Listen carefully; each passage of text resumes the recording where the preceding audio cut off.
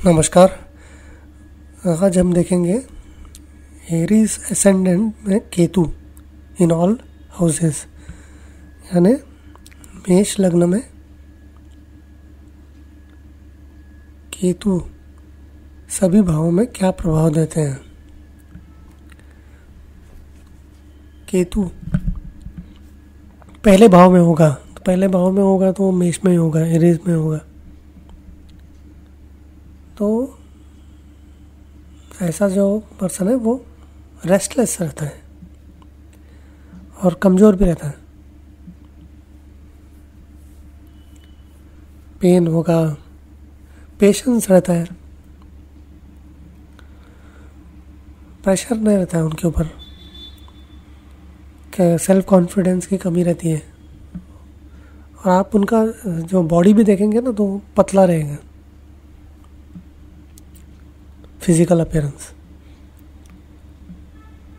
केतु अगर दूसरे भाव में और पहले भाव में वो खुद से बात भी करते रहेंगे।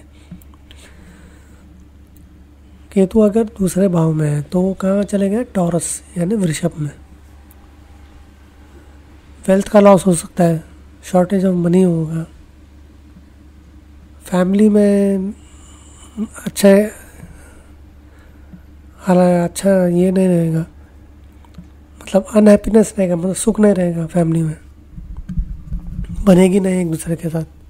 क्योंकि केतु क्या है? केतु सेपरेट करता है, तो जिस भी भाव में जाएगा उस भाव के सिग्निफिकेशन से वो सेपरेट करेगा। तो दूसरा भाव होता है पैसे का, वेल्थ का, फैमिली का, तो उसी तरह से वो सेपरेशन लाएगा।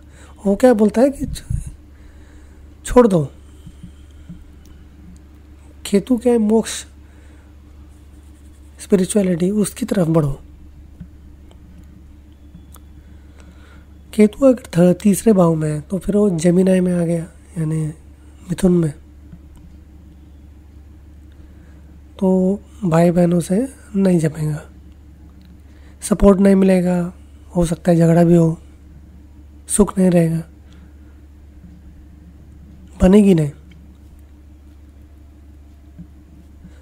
फिर ये गलत रास्ता भी चुनेंगे। कॉन्फिडेंस थोड़ा बहुत रहेगा लेकिन सेल्फिश रहेंगे ये। तो सेल्फिश इनका जो भी काम करेंगे वो सेल्फिश रहेगा। केतु अगर 4th हाउस में है, यानी कि फिर कर्क में, कैंसर में चले गए, तो माँ के साथ इनकी बनेगी नहीं, माँ का एफेक्शन नहीं मिलेगा,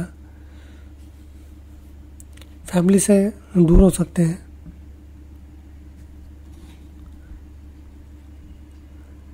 प्रॉपर्टी में लॉस हो सकता है, लैंड में,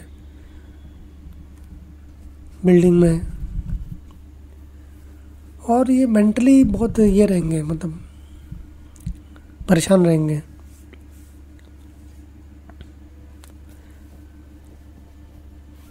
और खुद के स्थान में इनको कुछ ना कुछ प्रॉब्लम होगा। और ये सब चीज़ों से सब गुजरेंगे, उसके बाद इनको कुछ फायदा होगा। केतु अगर 5वें भाव में है, मतलब वो लियो में चले गया, सिंह में, बच्चों के साथ नहीं जमेगा, एजुकेशन में इनके कुछ प्रॉब्लम्स रहेंगे, या तो छोड़ देंगे, आधे में छोड़ देंगे, एजुकेशन पूरा नहीं करेंगे। और इनके जो आइडियाज़ रहेंगे ना वो दूसरों को समझेगा ही नहीं, क्या करना चाहते हैं इनको समझाने को भी नहीं होगा और उनको समझने को नहीं होगा।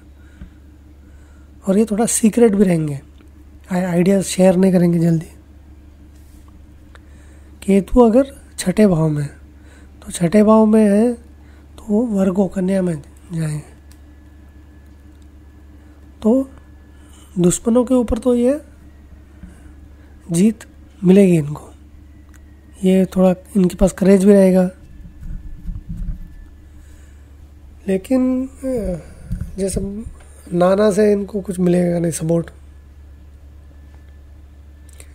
और दुश्मनों का इनको सामना करना पड़ेगा। हाँ, ये सामना करेंगे फिर इनको जीत भी मिलेगी।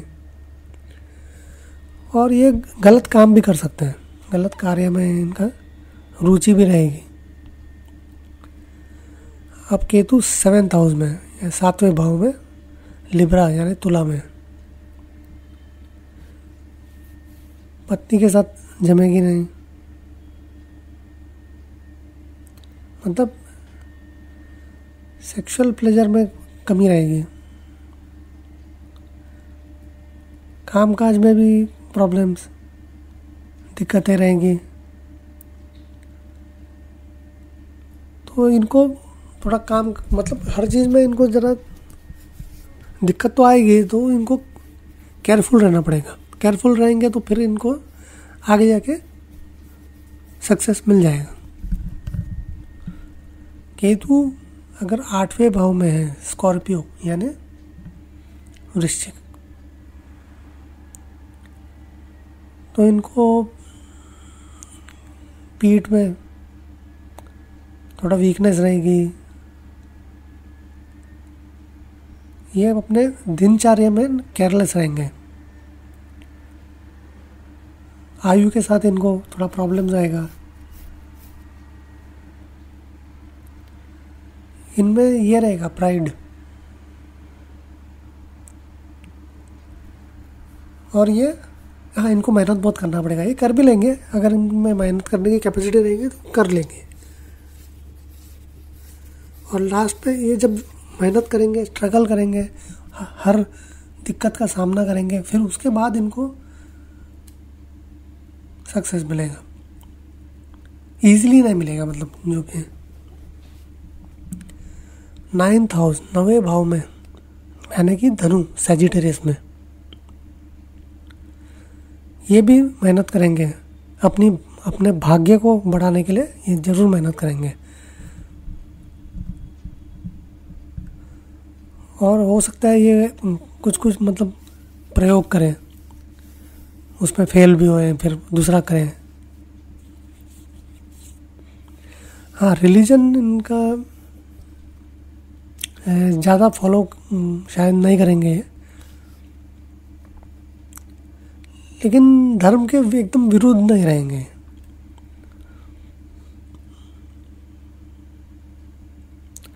दसवें भाव में केतु यानी कैप्रिकॉर्न मकर में,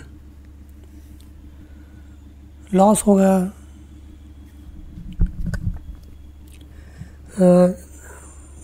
कमी होगी, लॉस होगा ये माता पिता से। ऑक्यूपेशन में यानी जो भी काम ये करते हैं उसमें इनको सेटिस्फैक्शन नहीं रहेगा, खुश नहीं रहेंगे ये। और सक्सेस भी इनको मेहनत करने के बाद ही मिलेगी, स्ट्रगल करने के बाद। और ये करेंगे भी मेहनत, जी तोड़ के मेहनत करेंगे, लेकिन इनको थोड़ा मतलब रिवॉर्ड नहीं मिलेगा उस मेहनत का, रिस्पेक्ट कम मिलेगी, उसमें कमी रहेगी। केतु 11वें भाव में यानी कि एक्वेरियस कुंभ राशि में, ये मेहनत करेंगे फायदे के लिए और इनको फिर फायदा होगा। और ये कभी भी मतलब फायदे के लिए कुछ ना कुछ करते ही रहेंगे वो, और थोड़ा सेल्फिश भी रहेंगे, रैश भी रहेंगे।